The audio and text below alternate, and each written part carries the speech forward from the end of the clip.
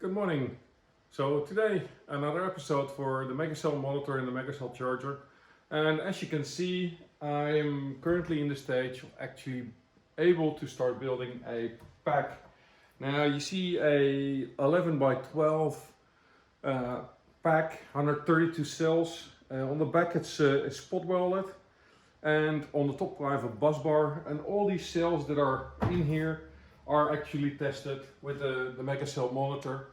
And before we're going into pack building, the most important part is that we test our cells for the volt drop. Now I've done a quick video a couple of days ago about how that works, but today we're going to run 100 cells, actually 132 cells through the system to make sure that the voltage drop of these cells are within acceptable tolerances.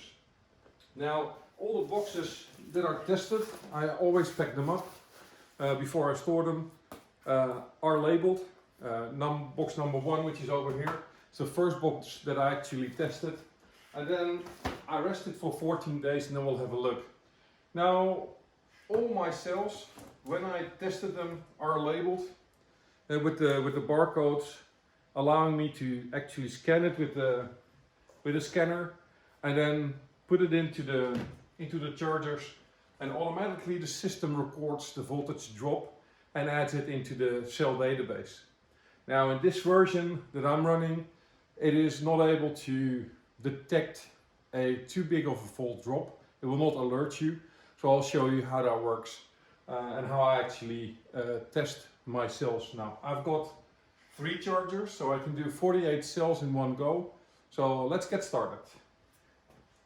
First of all, what we do is we select all the cells in the data grid. You need to be in advanced mode, and when you've selected all of them, you can right click and you select the volt drop test.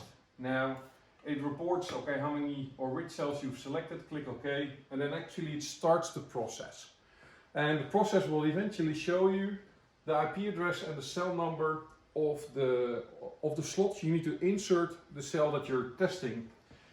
Now you can manually enter the serial number, which is also on the label.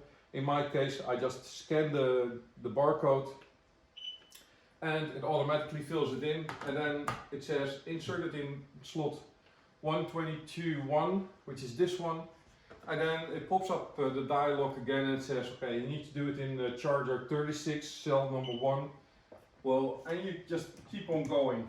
And what I noticed in this version that I made is that there seems to be not always logic. It is really about when the cell is added into the volt test cycle, and that's how it also runs through. So it says now cell 36.2, and then it goes to charger 59.1. So there are a few improvements that I need to make. Now, of course, this is only in the beta version, so it allows me to update this before it goes into production, making it for you guys a lot easier. So basically, you take one charger, or if you have multiple chargers, you select them. It goes charger by charger instead of almost random through the chargers. But then still, it fills up from the left to the right. So there seems to be already some logic, whereas I'm still puzzled, like how is it possible that it's not doing it properly in sequence. But yeah, probably a missed parameter in a sorted list. So making it just a list, and if the list is then randomly added, because I have multiple chargers, you can also understand that it's a multi-threaded application. So per thread, it just starts adding these cell tests into the cell test mode.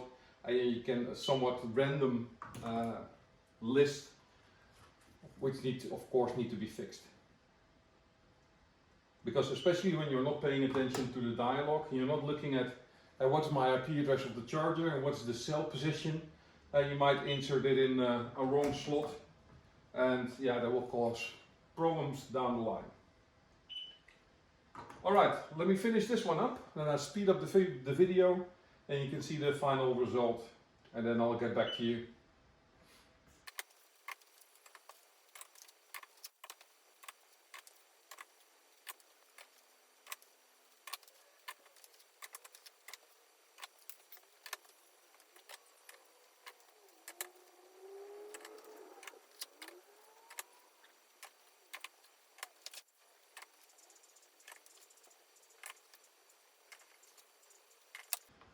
Alright, all done. So you see that all those cells are now also marked like a remove cell. Basically it's recorded the voltage and you want to remove it. Also on the side, the serial numbers are all added. So the way you scan the serial numbers, it will show up in the cell position. So even if you miss the dialog, you would be able to find back where the cell needs to be inserted. Now, because there is no automatic process that flags it yet, if there's too big of a voltage gap, what I do is I will just sort the fault column, and it allows you to basically see the highest voltage on the bottom and the lowest voltage on the top. And it basically says 3.552 volts on top and 3.564 volts on the bottom. Now they're all store charged.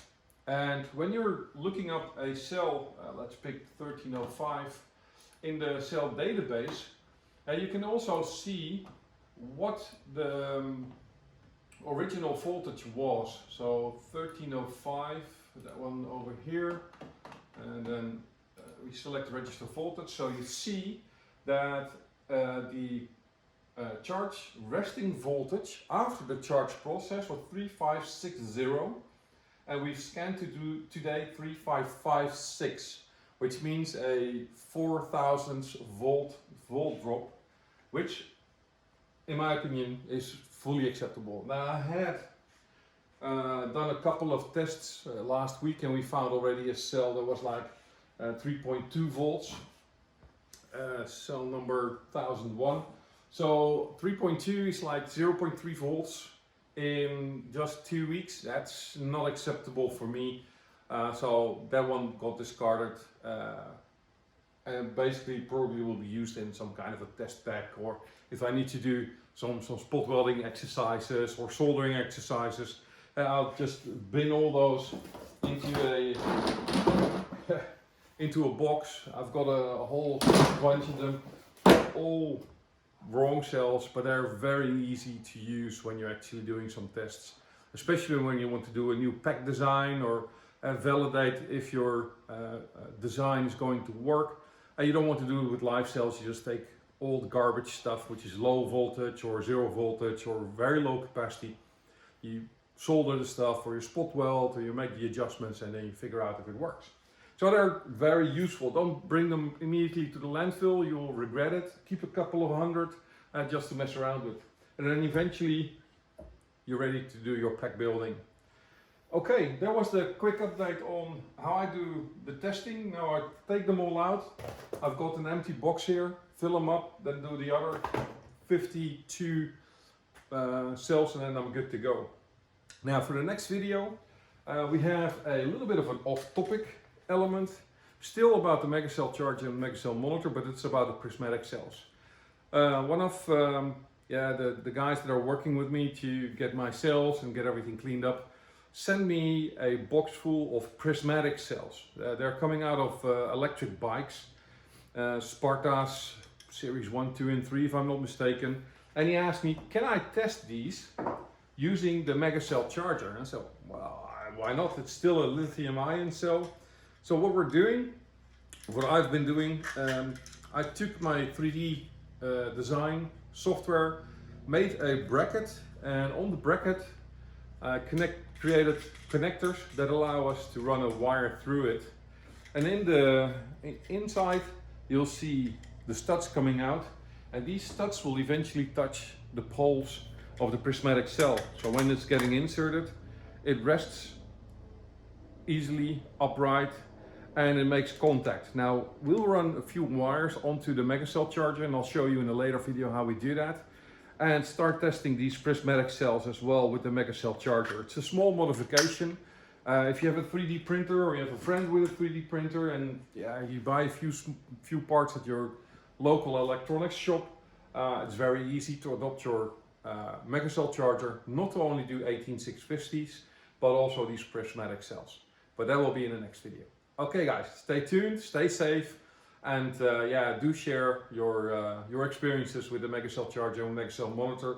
And hopefully within a month and a half, we will have a new release for you with all these features, with the regression test feature, with the fault drop test in a much more mature fashion.